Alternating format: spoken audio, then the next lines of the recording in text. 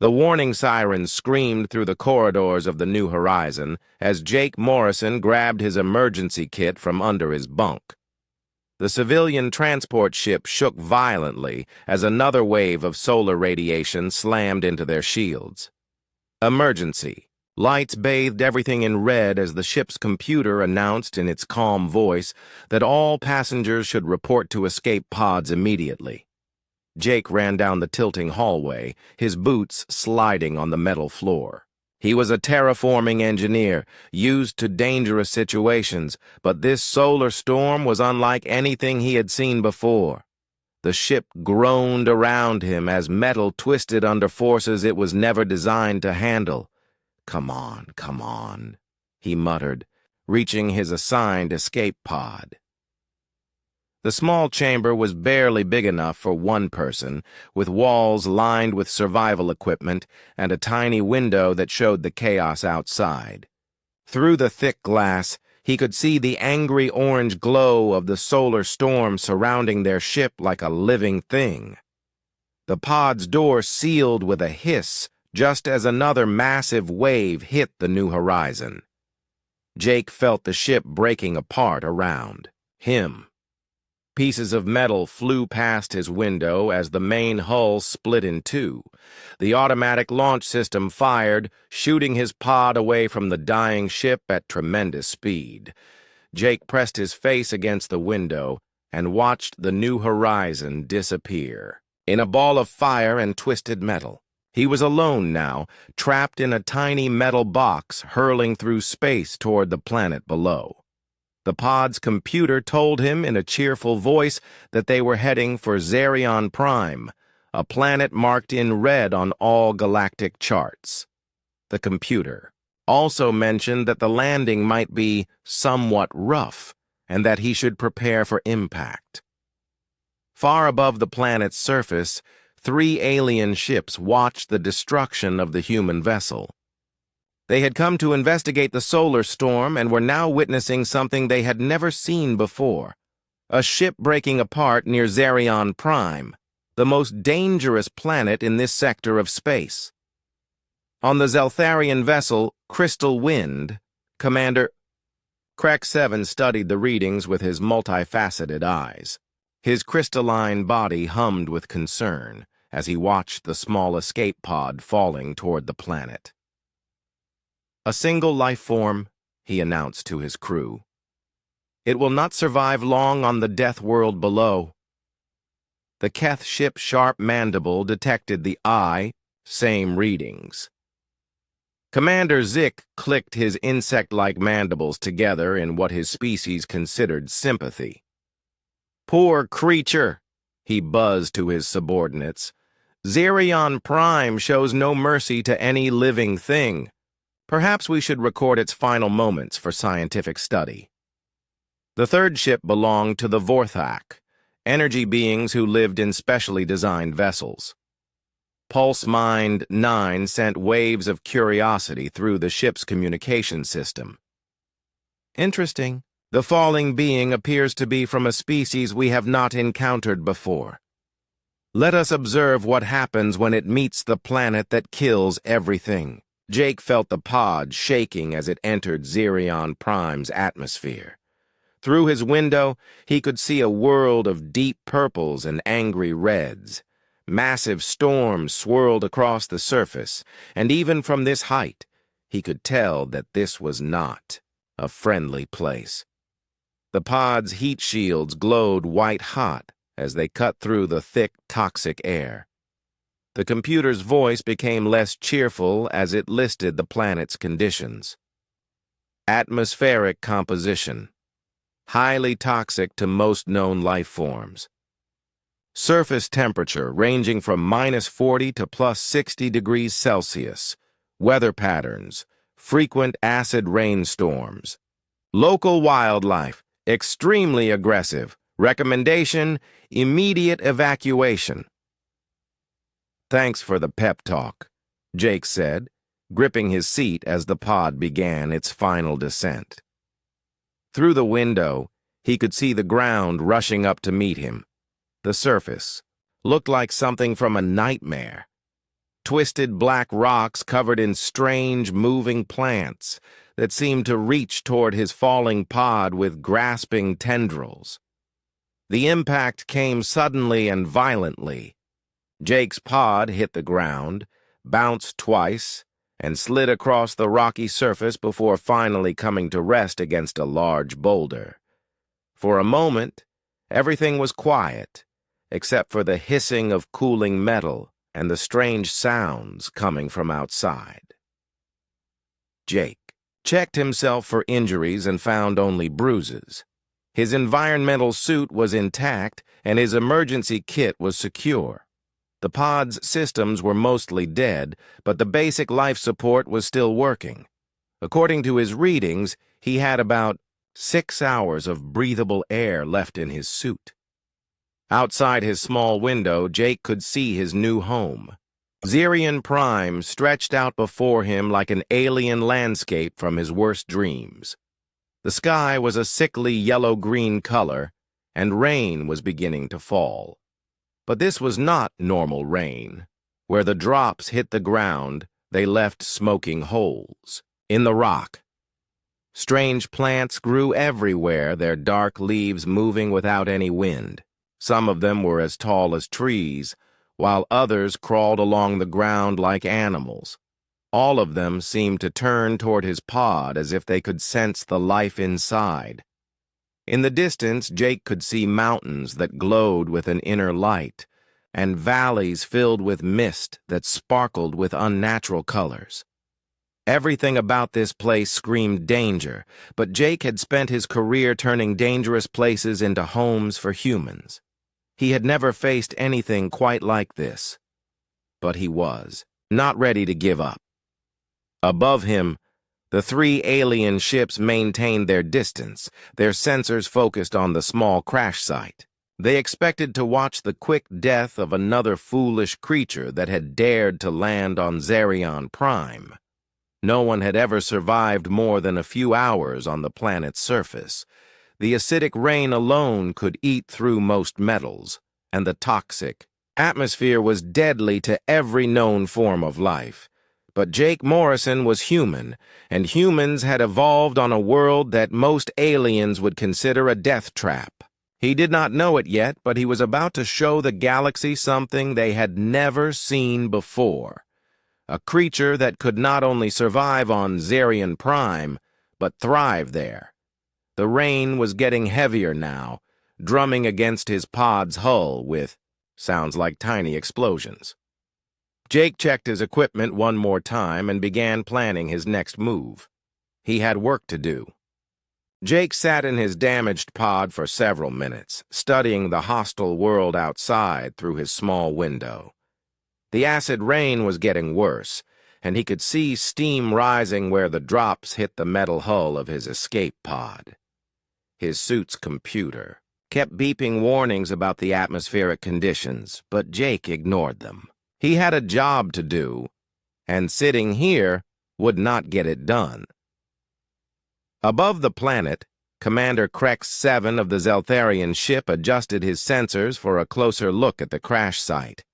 His crystalline form sparkled with scientific curiosity as he observed the small pod.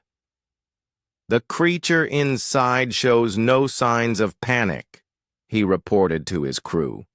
"Perhaps it does not understand the danger it faces." Commander Zik on the Keth vessel clicked his mandibles thoughtfully. "All life forms panic when faced with certain death. This being must be in shock. I calculate it has perhaps 2 hours before the pod's hull fails and the atmosphere kills it." The Vorthak entity, Pulse Mind 9, sent waves of agreement through its ship's communication system. 2 hours seems optimistic. Look at the acid concentration in that rain. Even our ships would struggle in such conditions. Jake opened his emergency kit and took inventory of his supplies. He had basic tools, some water purification tablets, emergency food rations, a small medical kit, and various pieces of standard survival equipment. Not much to work with, but he had built habitats with less. The key was understanding what he was working with. He activated his suit's external sensors and began analyzing the environment around his pod. The results were not encouraging. The atmosphere was a toxic mix of gases that would kill most life forms in minutes. The rain was not just acidic, it was strong enough to dissolve most metals given enough time. The temperature was dropping, fast as night approached, and his sensors detected movement all around the crash site. "Well," Jake said to himself, "I have definitely had better days." The alien observers watched in fascination as the pod's hatch suddenly opened with a hiss of escaping air. They expected to see a creature stumbling out in panic, but instead, Jake emerged calmly, carrying his emergency kit and wearing his environmental suit. He moved with purpose, immediately beginning to examine the area around his pod. "Impossible," buzzed Commander Zeke. "Why is it moving so calmly? Does it not understand that every second outside increases its chance of death?" Jake did understand the danger, but panic had never solved any problem he had faced. He walked around his pod, noting how the acid rain beaded off its surface in some places and ate into it in others. The metal was holding up better than he had expected, which gave him ideas about materials and protection. The moving plants were his biggest immediate concern. Several of them had crept closer to his pod while he was inside, and they all seemed focused on him now that he was outside. They looked like a cross between vines and tentacles, with dark purple leaves that dripped some kind of fluid. Jake kept his distance, but watched how they moved. Everything had patterns, and patterns could be understood. His suit's air supply was running low, just as the aliens had predicted. But instead of returning to his pod to wait for death, Jake did something that made all three alien crews freeze in shock. He reached up and removed his helmet. "No!" Commander Krex 7 actually shouted, his crystalline voice ringing through his ship. "The toxic atmosphere will kill it instantly!" Jake took a careful breath of Zerion Prime's air. It burned his lungs, at first, and his eyes watered from the chemical vapors. But he did not fall down dead. Instead, he took another breath, deeper this time. His human physiology, evolved over millions of years on a world that most aliens would consider extremely hostile, began adapting to the new atmospheric conditions. The air tasted terrible, like metal and sulfur, but it was not immediately lethal. Jake's enhanced human metabolism, designed by evolution to handle a wide range of environmental challenges, started processing the alien gases. He felt dizzy for a moment. Then his body adjusted. It was not comfortable, but he could breathe. "This is impossible," Pulse Mind 9 sent confused energy patterns throughout its ship. "No biological entity can survive in that atmosphere. Our instruments must be malfunctioning." But their instruments were working perfectly. They watched in amazement as the human not only survived breathing the toxic air, but actually seemed to be getting used to it. Jake's movements became more confident as his body continued adapting to the hostile environment. Jake examined the acid rain more closely, letting drops fall on his gloved hand. The material of his suit held up well, confirming his theory about the pod's construction. He also noticed that the rain seemed to avoid certain areas where specific plants grew. The ecosystem here had its own logic, and Jake was beginning to understand it. The temperature was dropping rapidly as Zerion Prime's twin suns set on the horizon.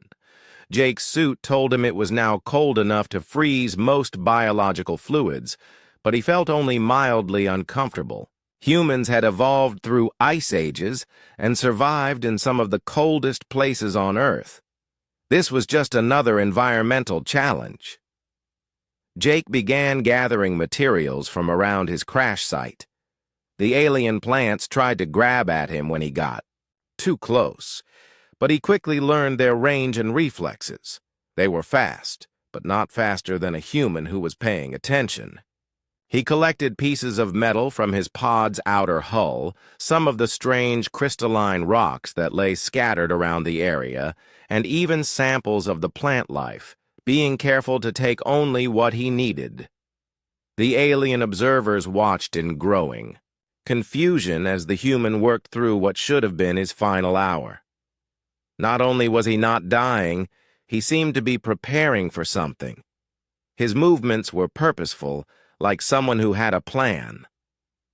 "Perhaps this creature is more resilient than we thought," Commander Zick suggested to his crew. "But surely it cannot survive the night. The temperature will drop below the freezing point of most biological compounds." Jake was thinking the same thing, which was why he was working so quickly. He needed shelter, and he needed it soon. The acid rain was getting heavier, and the strange sounds coming from the darkness beyond his crash site suggested that the planet's nighttime was even more dangerous than its day. But Jake Morrison was a terraforming engineer, trained to turn hostile environments into places where humans could live. He had never worked on a planet quite this hostile, but the principles were the same. Understand the environment, work with it instead of against it, and always remember that humans were remarkably good at surviving in places where they probably should not be able to live.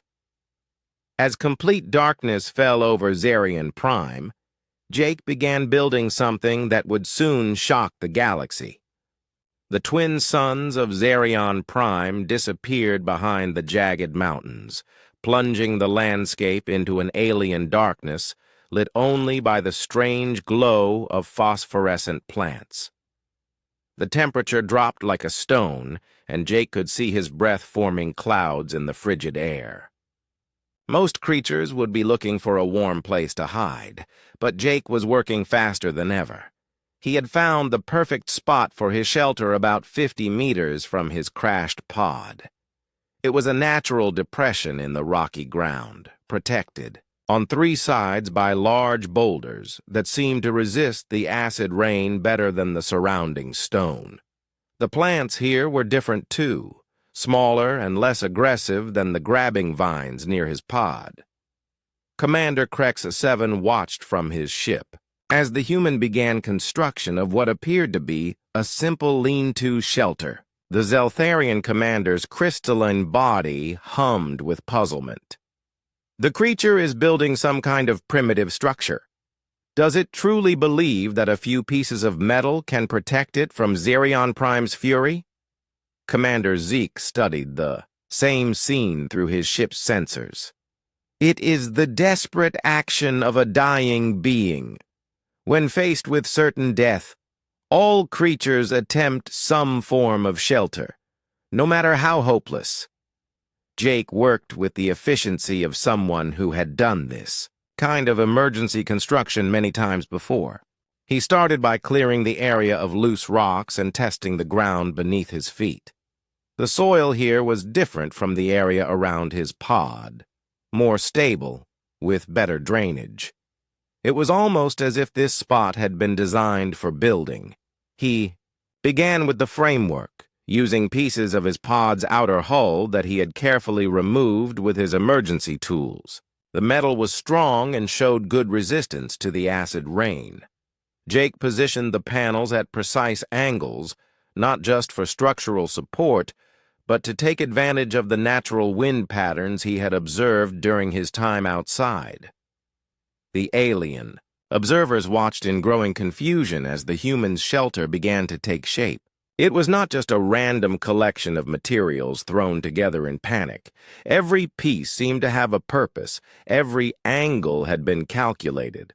The structure was actually quite elegant in its simplicity, but it was when Jake began working with the pod's internal systems that the aliens realized something truly unusual was happening.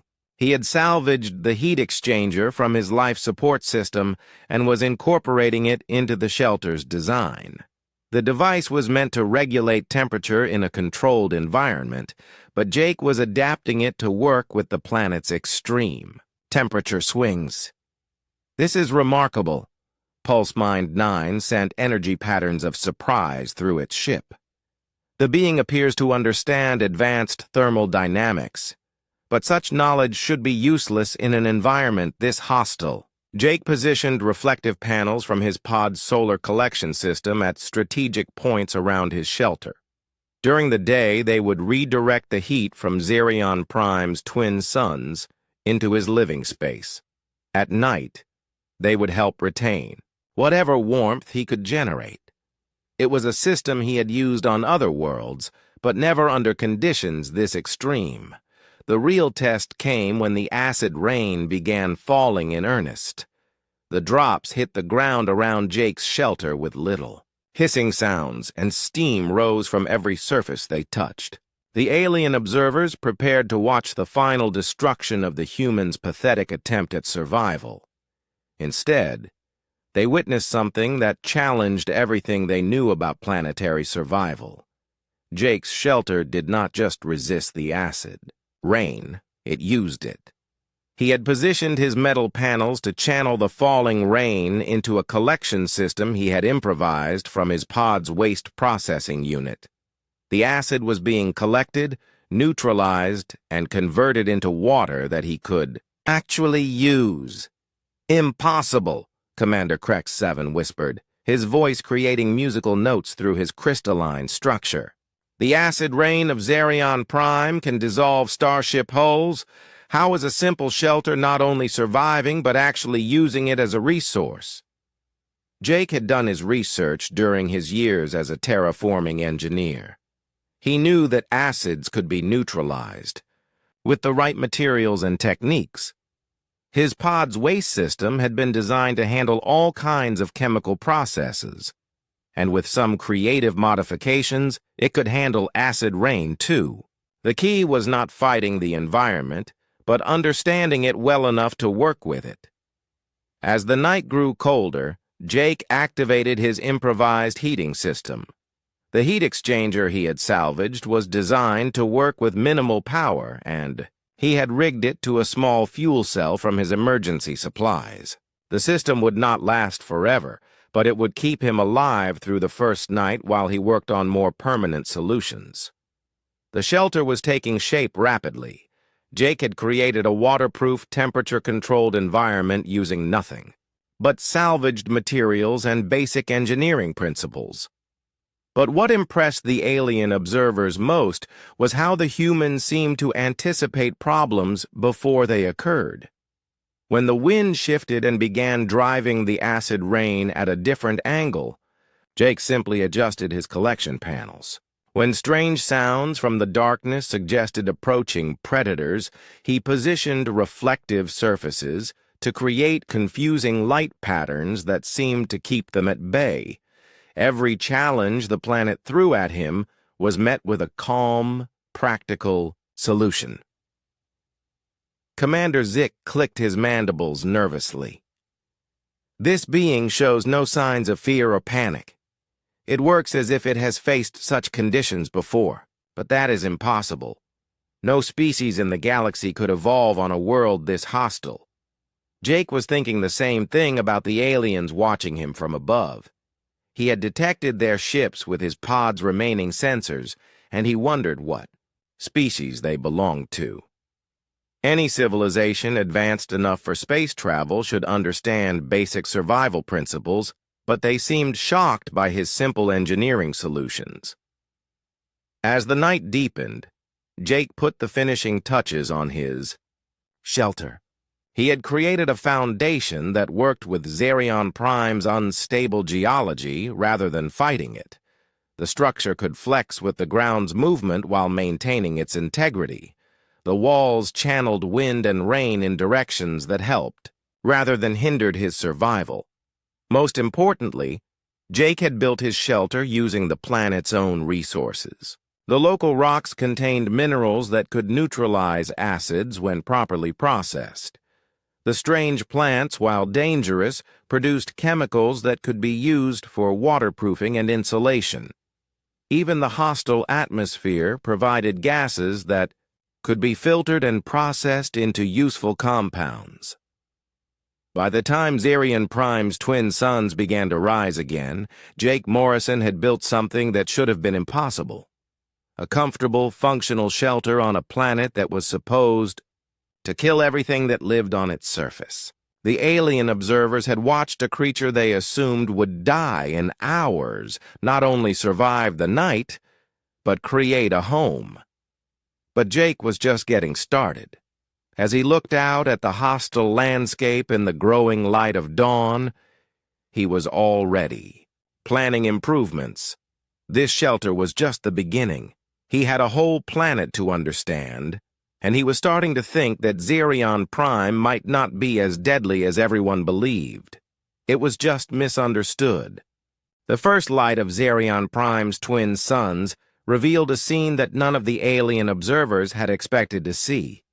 Instead of a corpse surrounded by the wreckage of a failed shelter, they saw Jake Morrison emerging from what could only be described as a functional habitat. He stretched in the morning light, breathed the toxic air as if it were nothing unusual, and began what appeared to be routine maintenance on his shelter. Commander Krex 7 called an emergency meeting with the other alien ships. His crystalline form vibrated with confusion as he established a three-way communication link with the Keth and Vorthak vessels. "We need to discuss what we have witnessed. This contradicts everything we know about Xerion Prime and biological survival limits." Commander Zik's insectoid features twitched with agitation. "The readings must be wrong. No carbon-based life form can survive 12 hours on that planet's surface, much less build functional structures.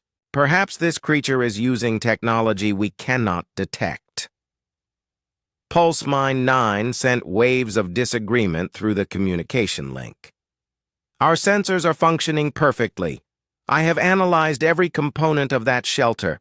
It contains no advanced technology, only basic materials and simple engineering principles. Yet it works better than structures our own species would build with far superior resources."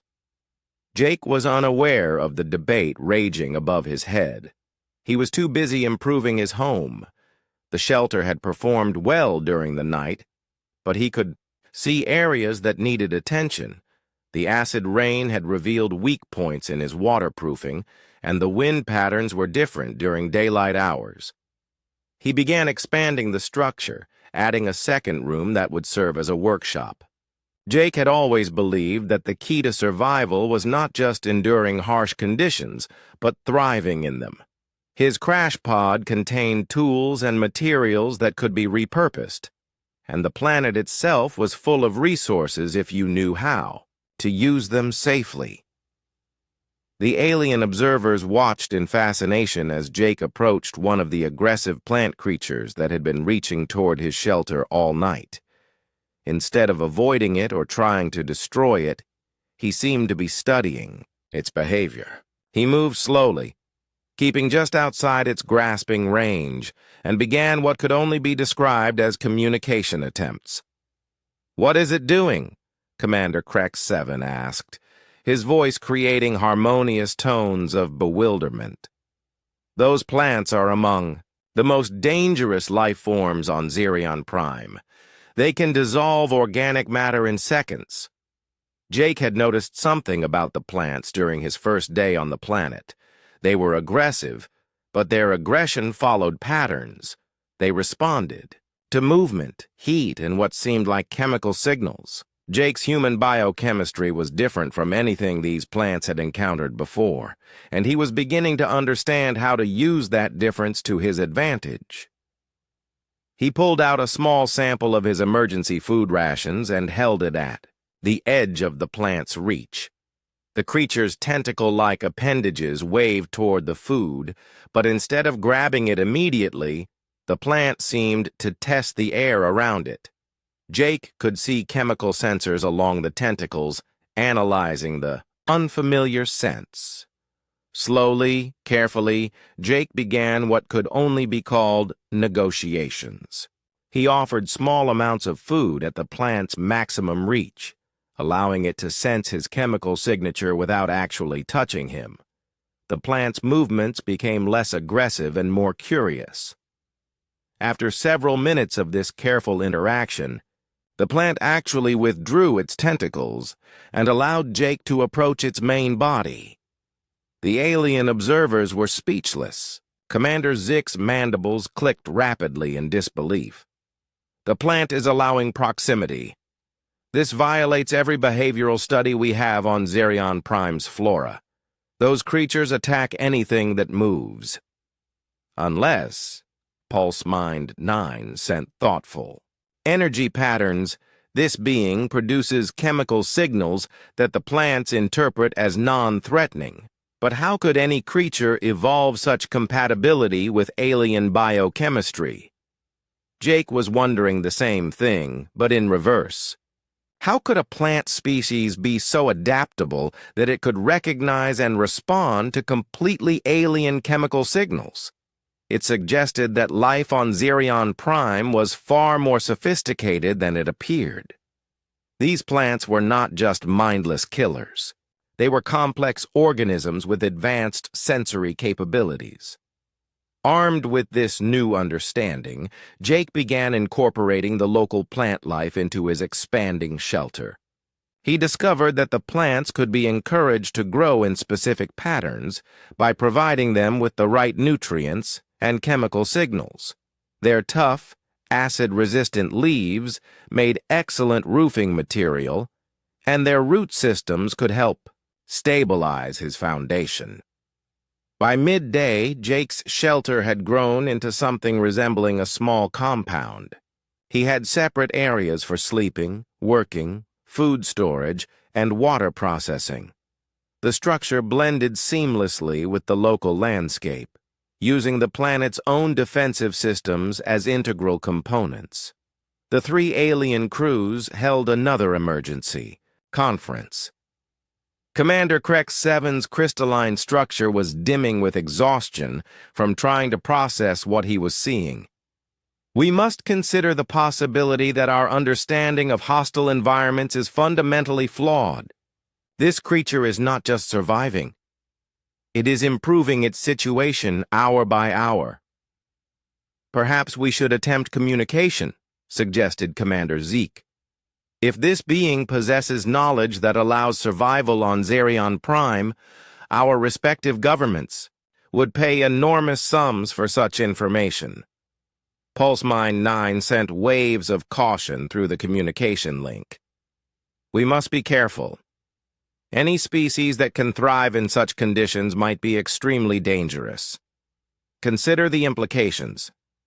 If this creature's entire species possesses such capabilities, they could colonize worlds that we consider uninhabitable. Jake was having similar thoughts, but from a different perspective. The alien ships above him represented advanced civilizations with faster-than-light travel capabilities. Yet they seemed terrified of a planet that he was finding quite manageable. It suggested that most galactic species had evolved on much more hospitable worlds than Earth. This realization was both exciting and concerning. If humans were unusually adaptable by galactic standards, it could open up tremendous opportunities for exploration and colonization. But it might also make other species view humanity as a threat.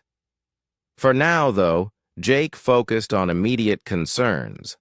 His shelter was functional, but he wanted it to be comfortable. He began working on climate control systems using the thermal properties of local rocks and the natural air circulation patterns he had observed. The goal was not just survival, but creating a home where he could live and work indefinitely. As the day progressed, Jake made another discovery that left the alien observers even more confused. He found that Xerion Prime's supposedly toxic atmosphere could be processed into breathable air using simple filtration techniques and his body's own natural adaptation processes. His human physiology was actually becoming more efficient at processing the alien gases. "This is beyond our understanding," Commander Krex 7 admitted to his fellow observers. "We are witnessing something that challenges the basic principles of xenobiology. I recommend we maintain our distance and continue monitoring. Whatever this creature is, it represents something entirely new in our galaxy." As Xerion Prime's twin suns began to set again, Jake looked up at the alien ships with growing curiosity. He had been aware of their presence since his first day, but they maintained a respectful distance. Eventually, he thought, they would probably want to talk. When that time came, he would be ready. But first, he had more work to do. His shelter was becoming quite comfortable, but Jake Morrison was an engineer. He did not just want to survive on Xerion Prime. He wanted to understand it, improve it, and maybe even help others see that the galaxy's most feared Deathworld was really just a planet that nobody had taken the time to understand properly. By his third day on Xerion Prime, Jake Morrison had transformed his crash site into something that defied every galactic understanding of survival science. What had started as a simple shelter now resembled a thriving settlement, complete with multiple structures, organized spaces, and what could only be described as agricultural areas. The alien observers had given up trying to explain what they were seeing using conventional science. Commander Krex 7 spent most of his time recalibrating sensors that he was convinced must be malfunctioning. Commander Zeke had started keeping detailed logs of every impossible thing the human accomplished, while Pulse Mind 9 had begun transmitting reports back to the Vorthak High Command that even it did not fully believe. Jake stood in what he had started calling his garden, though it looked nothing like any garden known to galactic civilization. Instead of neat rows of familiar plants, it was a carefully orchestrated ecosystem of Xerion Prime's native flora, each species positioned to take advantage of the planet's unique environmental conditions. The acid rain that had terrified the alien observers was now the foundation of Jake's irrigation system. He had discovered that different concentrations of the acidic precipitation could be used to nourish different types of local plants. By carefully controlling the flow and mixture of rainwater through his collection system, he could create microenvironments that supported a variety of species. The aggressive tentacle plants that had first threatened him were now serving as both guardians and building materials for his expanding compound. Jake had learned to communicate with them through a combination of chemical signals, movement patterns, and what he could only describe as negotiation. The plants seemed to understand that protecting Jake meant protecting their own food source, creating a symbiotic relationship that benefited both species. "Observe the newest addition to its habitat," Commander Zeke buzzed to his crew, his compound eyes focused on Jake's latest project. "It appears to be cultivating the carnivorous ground moss. That substance can dissolve metal in minutes, yet the creature handles it with bare hands." Jake was indeed working with the ground moss, but he had discovered something the aliens had missed in all their fearful observations. The moss was only carnivorous when it detected certain chemical signatures.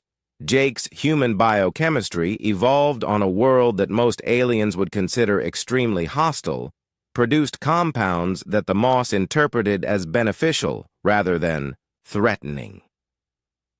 He was using this discovery to create living pathways around his compound. The moss would allow him to walk across it safely while forming an impenetrable barrier to most other life forms. It was like having a security system that fed itself and required no maintenance beyond occasionally providing it with organic waste from his food preparation. But Jake's most impressive achievement was his greenhouse. Using salvaged materials from his pod, local crystalline formations, and the natural thermal properties of Xerion Prime's geology, he had created a controlled environment where he could grow earth plants alongside native species. The emergency seed packets from his survival kit were thriving in ways that should have been impossible. Jake had mixed Xerion Prime's mineral-rich soil with filtered rainwater and nutrients extracted from local plants. The result was a growing medium so rich that his earth vegetables were growing faster and larger than they ever had in their native environment. This violates fundamental principles of xenobotany. Pulse Mine 9 sent confused energy patterns through its ship. Plants cannot simply adapt to alien soil compositions. The biochemical incompatibilities alone should prevent any growth whatsoever. What the aliens did not understand was that Jake was not just throwing earth seeds into alien soil and hoping for the best. He was using his engineering background to analyze and modify the growing conditions at a molecular level. His pod's basic laboratory equipment, combined with his understanding of plant biology and soil chemistry, allowed him to create hybrid growing mediums that supported both Earth and Xerion Prime plant life. The greenhouse was producing food that was not only edible, but actually more nutritious than the plants would have been on Earth. The unique mineral content of Xerion Prime's soil, when properly processed and balanced, created growing conditions that enhanced rather than hindered plant development. Jake's latest project had the alien observers questioning their own sanity. He had begun domesticating the local wildlife. The spider-like creatures that were easily the size of large dogs had initially been a constant threat, approaching his compound every night with obvious predatory intent. But Jake had noticed patterns in their behavior and had begun what could only be called diplomatic relations. The creatures, which Jake had started calling web spiders for their elaborate tunnel systems, were actually quite intelligent. They were territorial rather than simply aggressive, and they responded to consistent behavior patterns. Jake had established boundaries around his compound using scent markers and had begun leaving food offerings at specific locations. The breakthrough came when Jake realized that the spiders were not trying to attack him. They were trying to communicate. Their territorial displays included complex movement patterns that conveyed information about threats, resources, and social hierarchies. Jake began mimicking these movements, and within days he had established himself as a recognized presence in their territorial structure. Now, several of the spiders had taken up residence around his compound, treating him as a beneficial neighbor rather than prey or competitor. They helped keep other predators away from his garden and actually seemed to enjoy the food offerings he provided. In exchange, Jake had access to their tunnels, which provided shelter during the worst weather and served as a natural ventilation system for his growing compound. Commander Krex 7 watched in amazement as Jake emerged from one of the spider tunnels, followed by two of the creatures that were clearly accompanying him rather than hunting him. The being has formed alliances with apex predators. This suggests intelligence and social capabilities far beyond what we initially assumed. Jake was thinking along similar lines about the aliens watching him. Any civilization advanced enough for interstellar travel should understand the principles he was using. Cooperation with local ecosystems, adaptation to environmental conditions, and sustainable resource management were basic concepts that should be universal. Yet the alien ships maintained their distance as if he were performing miracles rather than simple engineering. As the day progressed, Jake made another discovery that would have shocked the galactic scientific community. He found that Xerion Prime's supposedly hostile environment was actually incredibly rich in resources. The acid rain contained rare minerals that were highly valued on many worlds. The aggressive plants produced compounds that could be used for everything from medicine to advanced materials. Even the toxic atmosphere contained gases that could be processed into useful industrial chemicals. "This planet is not a death world," Jake said to himself as he worked in his garden. "It is a treasure world that nobody has been brave enough to explore properly." The alien observers had reached the same conclusion, but from a very different perspective. They were beginning to realize that they might be watching the birth of a new form of galactic colonization. If this human species possessed similar capabilities, they could transform worlds that other civilizations considered uninhabitable into thriving colonies. As Xerion Prime's twin suns set on Jake's third day, his compound was illuminated by bioluminescent plants he had encouraged to grow around his structures. The site was both beautiful and practical. The living lights provided security while using no power and requiring no maintenance. Jake looked up at the alien ships that continued their careful observation. He was becoming curious about these visitors who seemed so amazed by basic survival techniques. Tomorrow, he decided, he might try to make contact. It was time to find out why the galaxy was so afraid of a planet that was turning out to be quite a pleasant place to live. On the morning of his fourth day on Xerion Prime, Jake Morrison made a decision that would change the course of galactic history. He was going to introduce himself to his alien observers. He had been aware of their presence since his first day, and their continued surveillance suggested they were as curious about him as he was about them.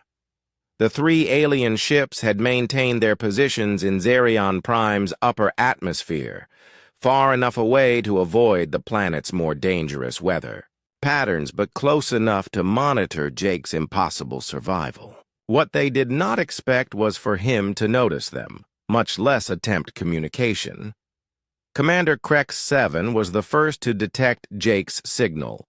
The human had improvised a basic radio transmitter using components from his crashed pod and was broadcasting on standard galactic frequencies. The Zeltharian commander's crystalline form hummed with excitement as he analyzed the transmission. "The being is attempting communication," he announced to his crew. "It is using proper galactic standard protocols, though the equipment appears to be entirely improvised." Commander Zik's mandibles clicked nervously. How could it know galactic communication standards, and how did it detect our presence when we have maintained stealth protocols? Jake's message was simple and direct, transmitted in broken but understandable galactic standard that he had learned from his ship's computer database. "Hello, ships above. I am Jake Morrison, human engineer. You have been watching me for 3 days. Would you like to come down and talk?" The three alien crews went into immediate conference mode. PulseMind 9 sent waves of concern through the communication link. "This changes everything. The being not only knows we are here, but possesses knowledge of our languages and communication protocols. We must consider the possibility that it is more advanced than we initially believed." "Or," suggested Commander Krex 7, "its species has had contact with galactic civilization before, and we simply were not informed." Commander Zik was more cautious. "We should maintain our distance until we understand more about its capabilities. Any species that can survive on Xerion Prime might be extremely dangerous." While the aliens debated, Jake continued his morning routine. He tended his garden, checked his water processing systems, and performed maintenance on his shelter. but he also prepared for possible visitors. He cleaned his compound, organized his workshop, and even prepared what passed for refreshments using processed water and edible plants he had cultivated. After hours of debate, the three alien crews reached a compromise. They would send down representatives in full environmental suits, maintaining what they believed was a safe distance while attempting to gather more information about this impossible being. The first to descend was Science Drone Delta 4 from Commander Zix's ship. The Keth representative was a specialist in xenobiology and had volunteered to make the dangerous journey to the planet's surface. Its environmental suit was designed to handle the most extreme conditions known to galactic science, and it carried enough life support for several hours of exploration.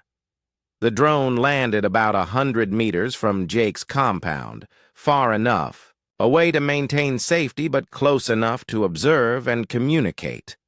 What it saw through its sensors defied every scientific principle it had been taught.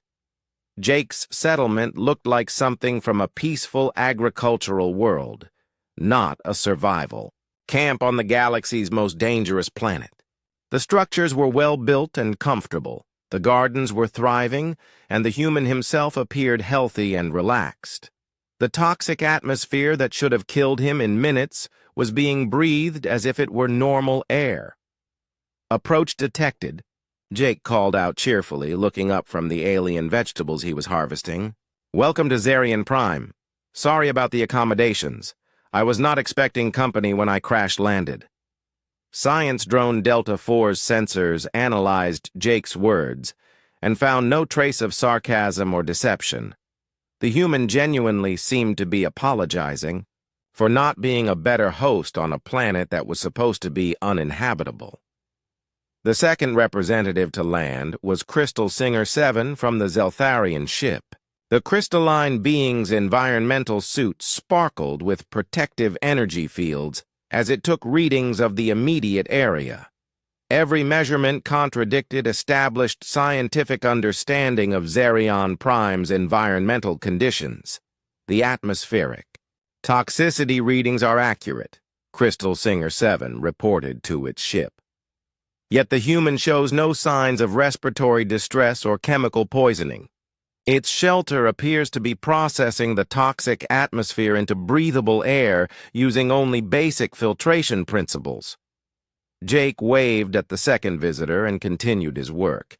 He was harvesting what looked like a cross between earth tomatoes and local fungal growths, plants that should not have been able to exist according to every botanical theory in the galaxy.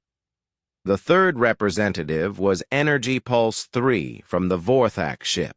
The energy being's environmental suit was a complex containment field that allowed it to maintain its plasma-based existence in hostile atmospheric conditions. It approached Jake's compound with scientific instruments that could analyze matter. At the subatomic level, what it discovered shocked the entire Vorthak crew. Jake's body chemistry showed signs of active adaptation to Zarion Prime's environment. His cellular structure was processing toxic compounds and converting them into useful biological materials. His respiratory system had modified itself to extract oxygen from gases that should have been immediately lethal. Jake noticed all three alien representatives maintaining their careful distance and decided to break the ice in a more direct way. He simply walked toward them, breathing the toxic air and moving casually among plants that could dissolve starship hulls. "Please, do not approach," Science Drone Delta 4 transmitted urgently. "The environmental conditions in your immediate area are lethal to most known life forms." Jake stopped and looked around at his thriving garden, his comfortable shelter, and the spider creatures that were lounging peacefully in the afternoon sun. "Really? It seems pretty nice to me. A bit humid, maybe, and the rain is annoying, but I have lived in worse places." The three alien representatives looked at each other through their communication links. Each of their species had evolved on worlds with carefully controlled atmospheres, moderate temperatures, and stable geological conditions. The idea of considering Xerion Prime pretty nice was beyond their comprehension. "How are you surviving?" Crystal Singer 7 asked, its harmonic voice carrying through its suit's communication system. "Our instruments indicate that everything about this environment should be immediately fatal to biological life." Jake scratched his head thoughtfully. "I guess I adapt pretty well. Earth is not exactly a gentle planet either. We have ice ages, volcanic eruptions, asteroid impacts, dangerous weather, aggressive wildlife, and an atmosphere that would probably seem pretty hostile to most species. You learn to work with what you have." The revelation hit all three alien representatives simultaneously. This being came from a death world by galactic standards. Its entire species had evolved under conditions that would be considered extremely hostile by most galactic civilizations. What seemed impossible to them was simply normal environmental adaptation to Jake. Science drone Delta 4 transmitted the implications back to its ship. "Commander, we may have discovered an entirely new category of sapient life. This being species appears to have evolved on a world nearly as hostile as Xerion Prime. They may be natural colonizers of environments we consider uninhabitable." Jake, meanwhile, was simply curious about his visitors. "So, what brings you to this part of the galaxy? Are you explorers, scientists, tourists? And why do you seem so surprised that someone can live here? Is Xerion Prime famous for something?" The three representatives exchanged glances through their communication systems. How could they explain to this cheerful human that he was casually surviving on a planet that was feared throughout the galaxy? How could they tell him that what he considered basic survival skills looked like advanced terraforming technology to their civilizations? Xerion Prime is known to be dangerous, Energy Pulse 3 finally transmitted. Most species consider it uninhabitable. Jake looked around again at his peaceful settlement. "Huh. I guess everyone has different standards for what makes a good neighborhood. Would you like to stay for dinner? I have been experimenting with local cuisine, and I think I have created something pretty tasty." The offer of dinner on the galaxy's most feared death world left all three alien representatives speechless. They were beginning to realize that they had not just discovered a new species, they had found the galaxy's first true deathworlders, beings who could make homes in places where other civilizations could barely survive with advanced technology. This was going to require some very careful diplomatic consideration. The dinner invitation hung in the air like a challenge to everything the three alien representatives thought they knew about survival, biology, and the fundamental nature of life in the galaxy. Science drone Delta 4 was the first to find its voice, transmitting back to its ship for guidance while trying to process what it had just been offered. "The human wishes to share food with us," it reported to Commander Zeke. "Food that it has grown on Xerion Prime using local resources." Commander Zeke's mandibles clicked rapidly with anxiety. "Absolutely not. Any organic matter from that planet would be toxic to our biology. The human does not understand the danger it is suggesting." But Jake Morrison understood more than the aliens realized. During his years as a terraforming engineer, he had worked with dozens of different species and had learned to recognize the signs of biological incompatibility.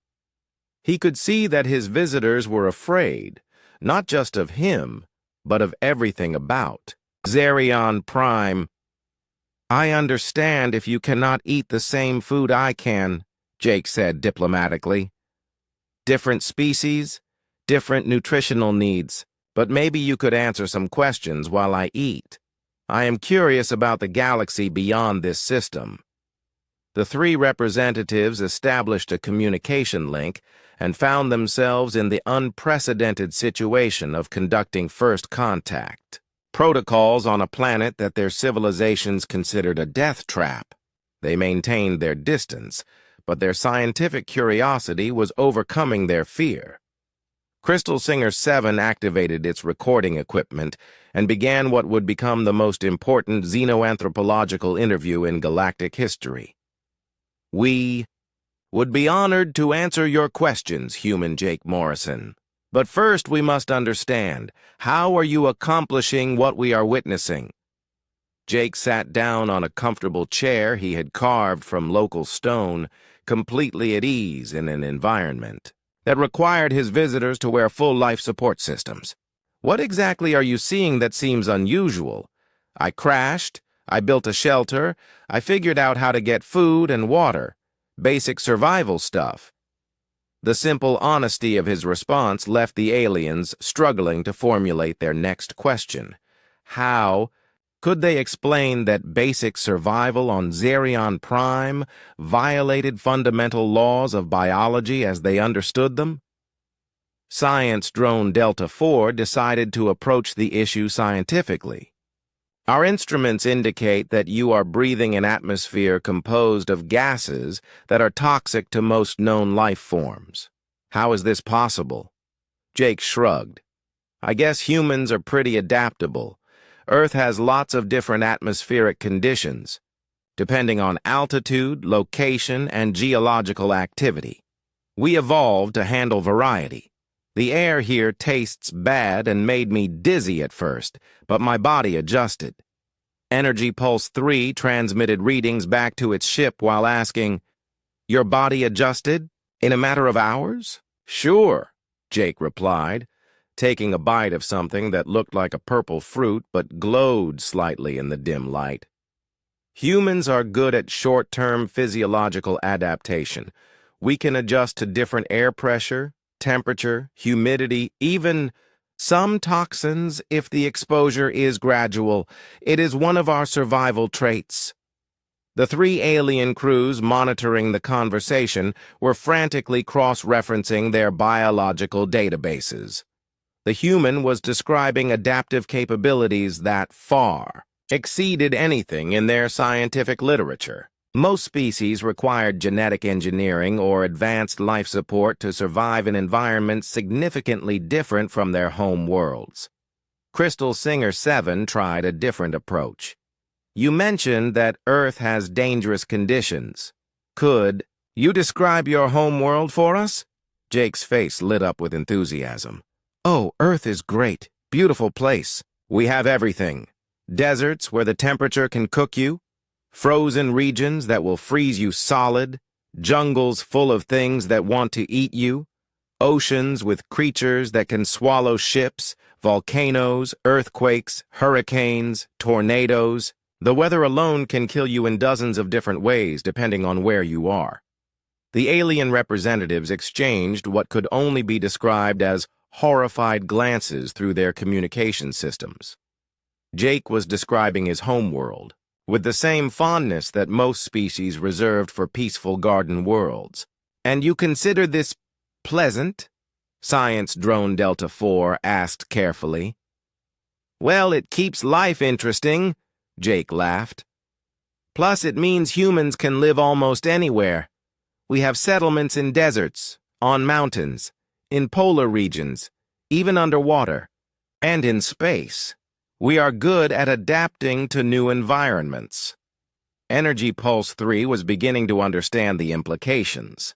Are all humans capable of such adaptation? To some degree, sure. I mean, I am probably better at it than most because of my job. Terraforming engineers have to work in all kinds of hostile environments, but any human could learn to live here, with the right preparation and equipment. The statement hit the alien observers like a physical blow. an entire species of beings who could potentially colonize worlds that other civilizations could not even visit safely. The balance of galactic power could shift dramatically if humans ever developed faster than light travel. Crystal Singer 7 decided to probe deeper. This terraforming work you mentioned, do you modify planets to suit human needs? Sometimes, Jake nodded. But usually it is more efficient to adapt our settlements to work with the planet's existing conditions. Fighting an environment is expensive and often fails. Working with it is usually better for everyone. He gestured toward his thriving compound. Like here, instead of trying to create an Earth-like bubble, I learned how Zerion Prime works and built something that takes advantage of its natural systems. The acid rain provides water and minerals, the local plants offer protection and building materials, the native animals help with security. It is actually a pretty efficient setup. The 3 representatives were taking frantic notes. Jake was describing terraforming principles that could revolutionize galactic colonization, and he was treating them as basic common sense. Science Drone Delta 4 asked the question that was troubling all 3 crews. Are there many humans with your capabilities? Jake considered this. Well, terraforming is a specialized field, but the basic principles are taught in most human schools. Environmental adaptation, resource management, ecological cooperation, that is just standard education where I come from. Anyone with basic technical training could probably build something like this given enough time. The implications were staggering. The aliens were looking at a member of a species that considered survival skills on death worlds to be elementary education. If there were billions of humans with similar capabilities, they represented a completely new category of galactic civilization. Jake Morrison, Crystal Singer 7 said formally, we believe you may be the first representative of what we must classify as a deathworlder species. Your capabilities suggest that humans could colonize planets that we consider completely uninhabitable. Jake looked puzzled. Deathworlders? That sounds kind of dramatic. We just call ourselves humans. And I guess if other species find places like this uninhabitable, there are probably lots of nice worlds available for human settlement. The casual way he discussed colonizing the galaxy's most feared planets left the alien representatives speechless. They were witnessing the birth of a new era in galactic civilization, and the human responsible for it was treating it like a pleasant conversation over dinner.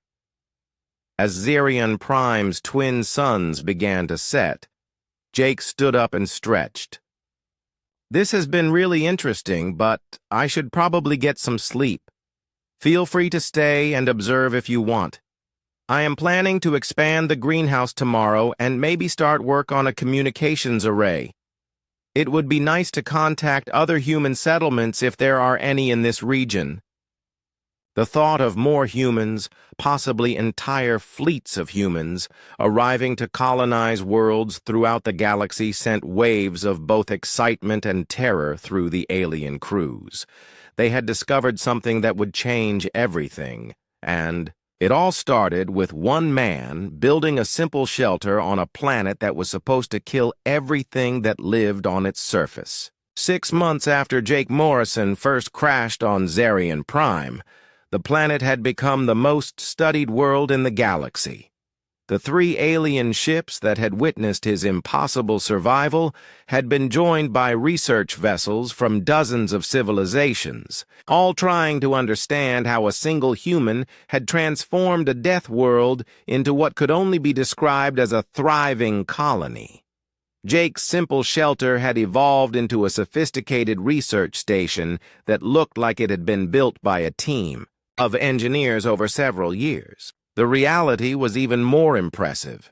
It had been constructed by one man using nothing but salvaged materials, local resources, and principles that human children learned in elementary school. Commander Krex 7 of the Zeltharian Crystal Wind had become something of an expert on human capabilities. His ship now served as the unofficial headquarters for what the galactic community was calling the Xerion Prime Observation Project. His reports had revolutionized xenobiology and forced a complete reevaluation of what constituted habitable environments. The human has established communication with Earth, he reported during the daily briefing to representatives from 47 different galactic civilizations. His improvised communications array has successfully transmitted detailed ecological surveys of Xerion Prime to human authorities. Response vessels are expected to arrive within the next standard year. The news sent waves of excitement and concern through the assembled alien observers.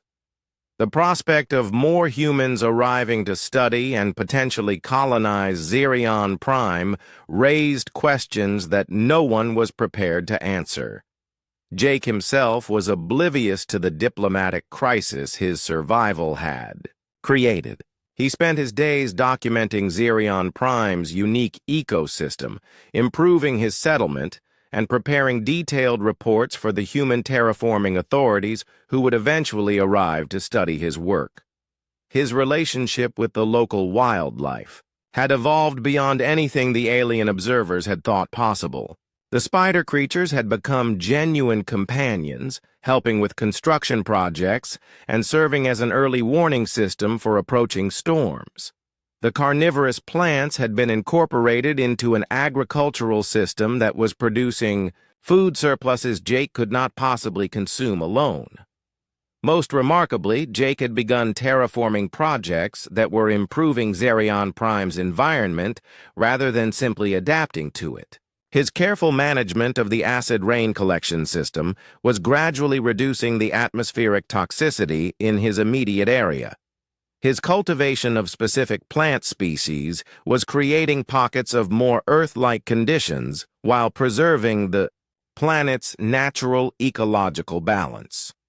Science Drone Delta 4 had spent months studying Jake's techniques and had compiled a report that was being studied by terraforming experts throughout the galaxy. The human's methods represent a fundamental paradigm shift in environmental adaptation. It transmitted to its home world. Rather than imposing external solutions, he works with natural systems to create symbiotic improvements. The implications for galactic colonization are unprecedented. The 3 original observer crews had become unofficial ambassadors between Jake and the growing fleet of research vessels in orbit. Jake enjoyed the company and was always eager to share his knowledge with anyone interested in learning about Xerion Prime's unique ecosystem. Energy Pulse 3 had established a regular communication schedule with Jake, discussing everything from atmospheric chemistry to xenobotany. Your species possesses capabilities that we are only beginning to understand, it transmitted during one of their daily conversations. How many humans share your terraforming expertise? Jake considered the question while tending to his expanded garden. Well, there are probably several thousand professional terraforming engineers scattered across human space. But the basic skills are pretty common. Most humans can adapt to new environments given enough time and resources. It is just part of how we evolved. The casual mention of thousands of humans with similar capabilities sent ripples of concern through the galactic community. If Jake Morrison represented typical human terraforming expertise, humanity could potentially colonize planets that other civilizations considered completely uninhabitable. Crystal Singer 7 had been tasked with preparing a comprehensive report on human capabilities for the Galactic Council. Based on our observations, humans must be classified as a Type 7 Deathworlder species, it concluded. They possess unprecedented environmental adaptability and can thrive in conditions that would require advanced life support for most galactic civilizations. The classification had immediate diplomatic implications. Type 7. Deathworlder status meant that humans could potentially claim colonization rights to thousands of worlds that other species had dismissed as uninhabitable. The galactic balance of power could shift dramatically once humanity developed. Reliable faster-than-light travel.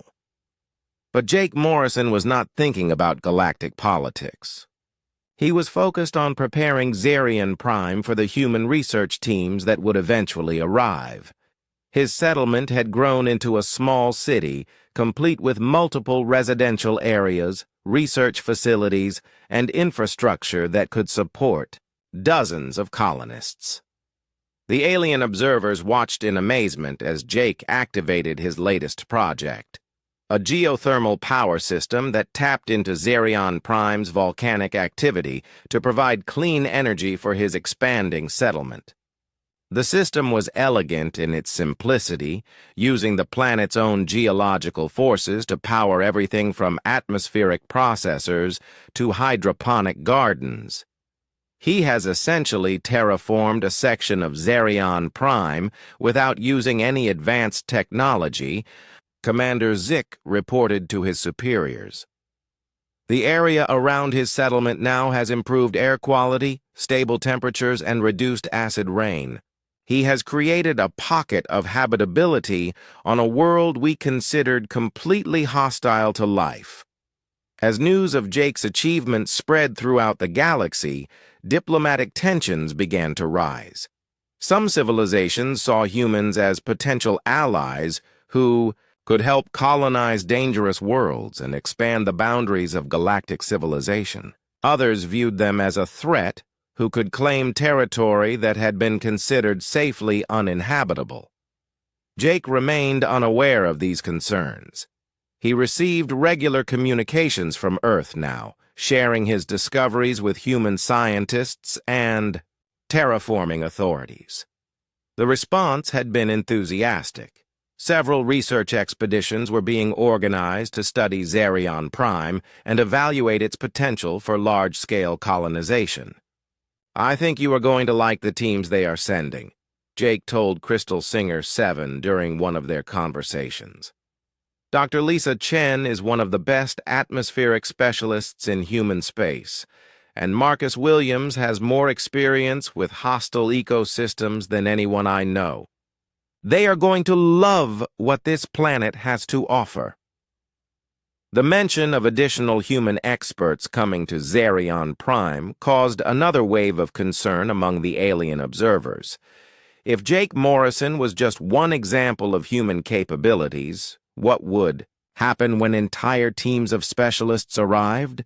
Commander Krex 7 had been tasked with establishing formal diplomatic contact with Earth's government. The message he transmitted would mark the beginning of humanity's integration into galactic civilization, but it would also raise questions about territorial rights, colonization policies, and the balance of power among spacefaring species. As Zerion Prime's twin suns set on Jake's 6-month anniversary on the planet, he stood on the observation deck of his research station and looked up at the constellation of ships in orbit. Each one represented a different civilization, all drawn to study what he had accomplished on a world they had considered impossible to inhabit. Jake smiled and returned to his work. Tomorrow he planned to start construction on a landing pad for the human ships that would eventually arrive. Dr. Chen had specifically requested facilities for atmospheric research, and Jake wanted to make sure his colleagues had everything they needed to understand Zerion Prime's unique ecosystem. He had no idea that his simple survival had already changed the galaxy forever. The human, who had built a shelter on a planet that killed everything, had become the first ambassador of a species that would revolutionize galactic civilization. And this was just the beginning. The galaxy was about to discover what happened when you gave Deathworlders access to the stars.